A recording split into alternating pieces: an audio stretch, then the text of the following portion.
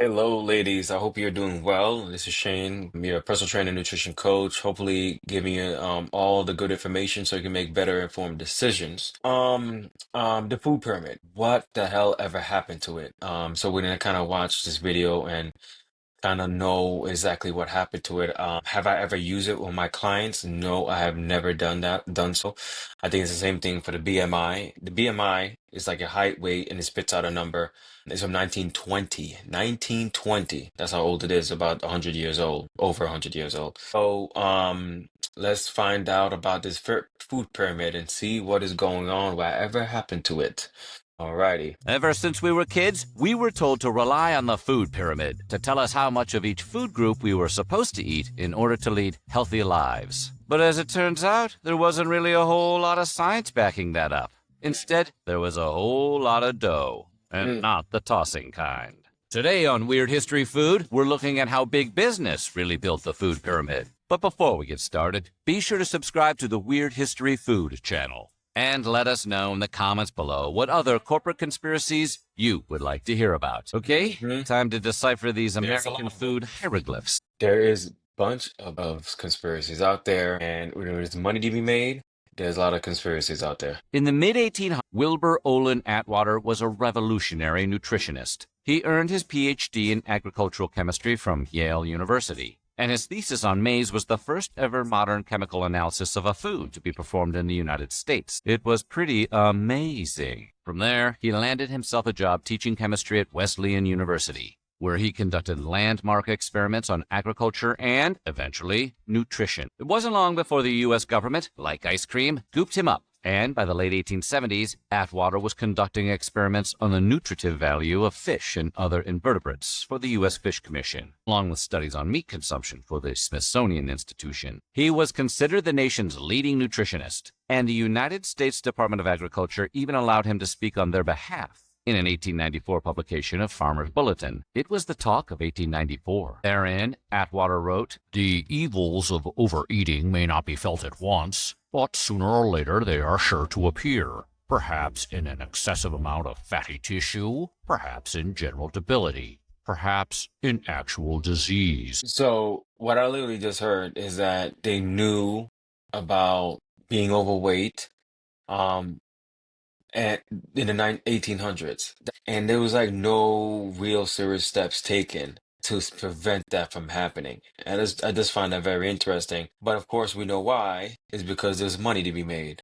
Judging by his feelings about the evils of overeating, it's a good thing Atwater didn't live to see the invention of pizza delivery. The No, overeat. publication marked a turning point for the USDA. After being founded in 1862, the USDA had previously abstained from doling out nutritional advice. But like any nagging Nancy can tell you, once you start giving out advice, it can be hard to know when to stop. Just 2 years later, Atwater would go on to publish his magnum opus, The Chemical Composition of American Food Materials. Everyone remembers where they were the day that book dropped. This nutritional guide documented the fuel value, or caloric content, of everyday foods, along with their fat, carb, and protein contents. However, scientists Oh, that's nice to know. That's when calories versus. I wonder how accurate it was though compared to now. That'd be interesting to know. at the time didn't have a good grasp on exactly how vitamins and minerals affected the body, and so they were left out of Atwater's guide altogether. Regardless, Atwater's guide would act as the primary handbook for the USDA's And that's interesting because even today, most majority of supplements or vitamins and all that kind of stuff isn't FDA approved. recommendations for decades to come. In other words, a single man was dictating the government's position on nutrition. That is, until the food rationing of World War II. In 1943, USDA created the first predecessor to the food pyramid. It was pretty basic. In fact, it was called the Basic Seven. Divided into 7 different categories, this chart attempted to steer people away from malnutrition during wartime food shortages. It consisted of equal parts: 1. Green and yellow vegetables; 2. Oranges, tomatoes, and grapefruit; 3. Potatoes and other vegetables and fruits; 4. Milk and milk products; 5. Meat, poultry, fish, or eggs; 6. Bread, flour, and cereals; and 7. Butter and fortified margarine. That's a That's the most powerful margarine. In addition, they also included a disclaimer that invited citizens to eat any other foods you want, which seems like it negates the entire purpose of the wheel. Guess you could interesting. with a friend or something. At the time, nutritionists criticized the wheel for giving each category equal space on the wheel. making it look like 1/7 of a person's diet should be entirely butter. Wait, it's not supposed to be? Still, varieties of fresh produce appeared in 3 of the basic 7 groups, and noticeably, bread, flour, and cereals only appeared in 1. 13 years later, the USDA would update their guidelines for the post-war era. Still trying to fight off malnutrition, they came up with the Daily Food Guide for thrifty families, which at this time consisted of just 4 basic groups. Vegetables and meats would get a visual bump, taking up more space on the chart than the milk and bread categories, while, tragically, butter and margarine melted off the chart completely. The Daily Food Guide was only meant to show the minimum amount of each category that a person should eat in one day. It wasn't until 1980 that the USDA fully matured into its nagging Nancy stage. So please understand the whole malnutrition thing is because the men, they were the one that doing all the fighting, were malnourished. So that's when preservatives and all this stuff start, these stuffing these extra calories into food start to happen. And, that's what we kind of eat now, even today. The regular public start to eat. Food wheel. While early nutritional guides fixated on solving malnutrition and keeping people from starvation, America began to face an all-new problem as the 50s turned into the 60s. People were putting on too much weight, and the government needed to put a stop to it. As concerns around both obesity and dietary-related cancers grew into the 1970s, the USDA came under pressure to be more specific with their dietary guidelines and to tell people exactly what they should and should not eat. So, in 1980, they released the Food Wheel, their first stab at spelling out the precise portions of which foods a person should consume on any given day. Under the new guidelines, vegetables were suddenly on the outs, and breads and grains rose in prominence. The USDA suggested that veggies should make up 20% of a person's diet, while breads and grains should make up closer to 40%. All the while, both the recommended meat and fruit intake fell to a mere 10% each. It was a carb lover's dream, but a dietitian's nightmare. So, what happened? In the 1970s, there was an indiscriminate push against fat. Without any substantial scientific evidence, many came to believe that all fats were bad and all complex. And then, of course, who was it really? The sugar industry. It's crazy. And of course, I mean, I've talked about this before. When it comes to sugar, when it comes to sugar, it's just really just taste. That's it. The benefit of sugar is just for taste. That's it. Fat is taste, yes, but then it has some type of value to it for hormone health, for basic functions. Fat is important. Well, more good fat than the bad fat, of course. That's why I've never been a fan about skim milk, low fat milk. I've never been a fan of that stuff. I mean, even before, I've never been a fan of that. Carbs were good. What's more, they thought that replacing meat and dairy with bread and cereal was the best move you could make if you wanted to live into an old age. They didn't discriminate between the healthy fats that lower cholesterol and the unhealthy fats that give you heart disease. So they threw their fat baby out with its fatty bathwater, and they ditched fats altogether. At the time, though, scientists were already aware of distinctions between different types of fats. Research had been conducted in the 60s and 70s that demonstrated the nutritional disparities between consuming saturated and unsaturated fats. And it was common knowledge among nutritionists that there were distinct differences between the two. These in-the-know nutritionists likewise sounded the alarm on the impending health catastrophe that inflating these two fats would cause. But their warnings went unheard. The argument was that it was better to give the public a simple, easy-to-follow guide than to weigh a guideline down with nuances. Therefore, all fat must be labeled bad, because they believed the average citizen wouldn't be able to understand that there were different kinds of fat. Consumers believed the message, and they sought out as many low-fat and zero-fat products as they could find, ignoring other vital factors in the process, like sugar content. The food industry responded, and they began to sell all sorts of low-fat or zero-fat cookies, chips, and other junk foods, making up for the loss of flavor from the loss of fat by adding in sucrose and high-fructose corn syrup. Wow. By the 1990s, the anti-fat pro-carb...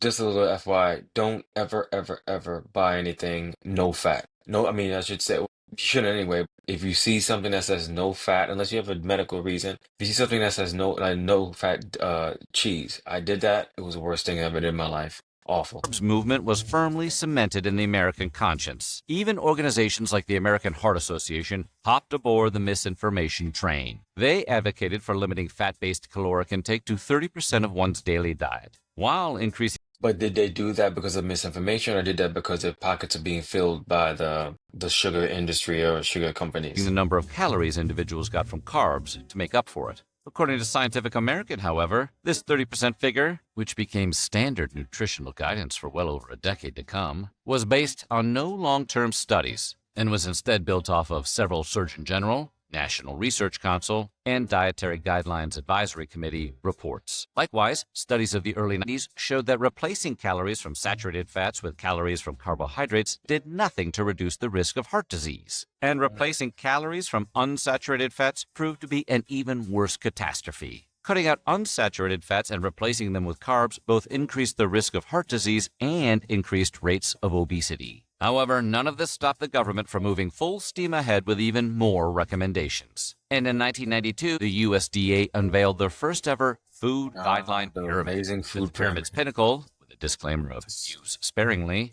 were fats, oils, and sweets, all lumped together in one dismal peak. Below that were equal small portions of dairies and proteins, slightly larger portions of vegetables and fruits, and a gigantic base of bread. Just tons and tons of bread. According to this pyramid, you should try to harvest half a wheat field with your teeth each day. The government then distributed this pyramid via posters and textbooks that went into schools the nation over, and they began to inculcate the children of the 90s and the aughts with their bready vision for the world. With this increased governmental guidance, obesity levels continued to rise, almost doubling from their 1980 levels by the new millennium. Enter the food lobby. Angered.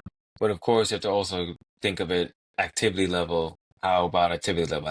Did that decrease? There's a lot of things to consider when it comes to being overweight, obesity. By their small share of the 1992 food pyramid, the Dairy Council stepped up their pressure on government bureaucrats to increase their recommended dairy consumption. Likewise, as people cried foul over the lack of differentiation between good fats and bad fats, the National Cattlemen's Beef Association fought hard against them to keep red meats in the same meaty catch-all as chicken and fish. For their part, Atkins Nutritionals Inc., hell-bent on reducing America's carbohydrate intake, began to pour money into campaigns that would reduce the USDA's future carby guidelines. Against them, though, were the American Millers Association, who wanted to keep starchy potatoes in with the rest of the vegetable category. In 2005, with all of this outside pressure and So you pretty much buy your way onto the pyramid. That's pretty much what it seems like. That's all you do. Just buy your way onto the pyramid. with money being thrown in every direction, the USDA tried again. They created the all-new My Pyramid Food Guidance System, an aesthetically vague rendition of their 1992 pyramid, but one that included a little guy walking up the side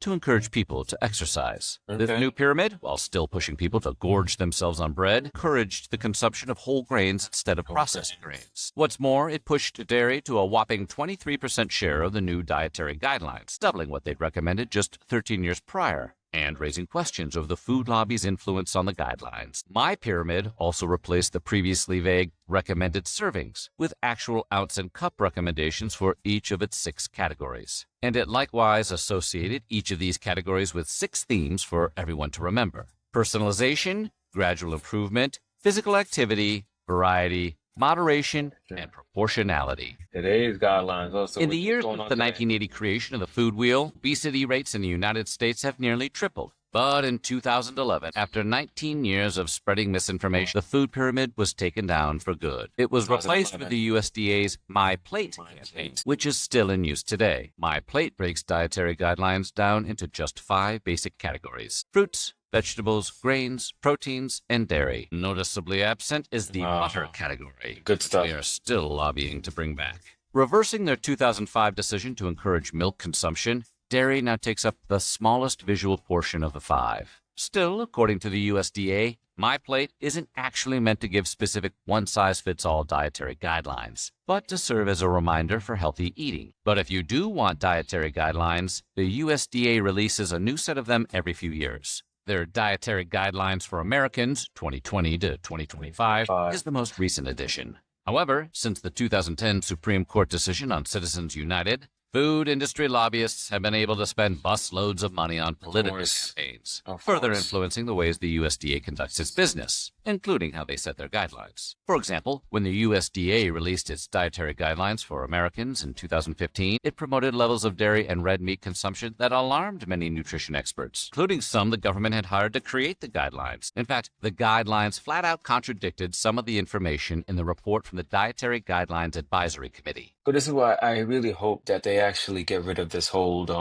these lobbyists, all these lobbying things. 'Cause it's just crazy. It's crazy. They don't care about our health. They don't all they care about is their pockets, and it's really insane. It's really insane. That team of experts we mentioned earlier were meant to advise the USDA on nutrition. Notably, the report recommended eating less red meat because of research linking meat-heavy diets with heart disease and cancer. In that same year alone, Coca-Cola spent nearly $9 million on lobbying. The entire meat industry spent almost $5 million. And the broader agricultural industry spent just shy of $20 million. And during the Oh, 2020 goodness. elections, the food lobby as a whole spent a whopping $175 million Oh dollars my on political goodness. contributions. Listen, you cannot fill America's schools with lucrative Coke machines unless You cannot tell me them giving money to politicians is for, not isn't for them to push their agendas or their products or whatever. You cannot tell me. There's not and say it with a straight face. No one can tell me that. The reason why they're doing that is to get the politicians to vote for their whatever products to be, up front or whatever. It's insane. It's absolutely insane.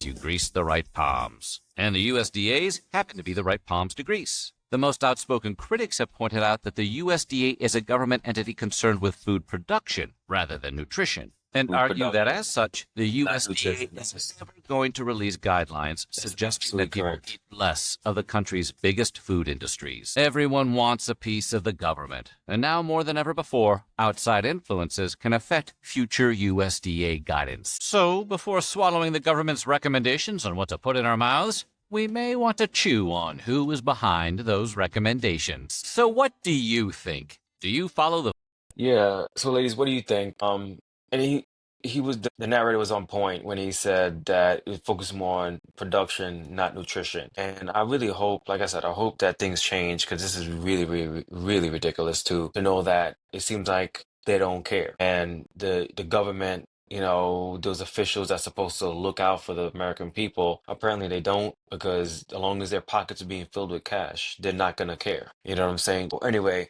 um, feel free to subscribe to Weird History Food and please subscribe to the channel, my channel. I'm definitely gonna keep these videos coming. Definitely the informative one, the educational ones that I always been doing. I definitely wanna do more reaction ones too. Because a lot of stuff out there, and that's why I'm happy. The good side of the internet. I mean, you have the bad side, and you have the good side. The good side of the internet is the good information that's getting out, like this stuff, and making people really think and make better decisions. That's what I want to do for you ladies is give you best information I possibly can so you guys can make better informed decisions. Alrighty. Hopefully you enjoyed this. Please comment below. Let me know what you guys think. And don't forget to subscribe. Have a good one.